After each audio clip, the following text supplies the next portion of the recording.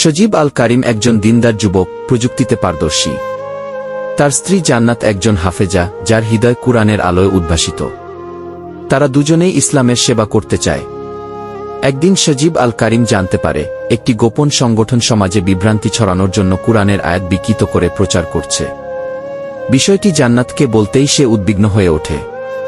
তারা সিদ্ধান্ত নেয়, এই অন্যায়ের বিরুদ্ধে রুখে দাঁড়াবে। সজীব আল কারিম রাত জেগে গবেষণা করে সংগঠনের গোপন নেটওয়ার্ক খুঁজে বের করে।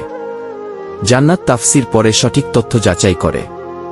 তারা দলিলসহ বিশুদ্ধ ইসলামী জ্ঞান অনলাইনে ছড়িয়ে দিতে শুরু করে।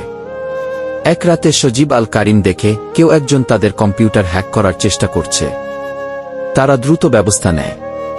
সজীব আল কারিম প্রযুক্তির সাহায্যে সেই হ্যাকারদের পরিচয় উদ্ঘাটন করে। তারা বুঝতে পারে, সংগঠনের পেছনে শক্তিশালী একটি গোষ্ঠী আছে। ভয়কে উপেক্ষা করে সজীব আল কারিম আর জান্নাত আল্লাহর উপর ভরসা রেখে সামনে এগিয়ে যায়। অবশেষে তাদের প্রচেষ্টায় ওই চক্রের মুখোশ উন্মোচিত হয়।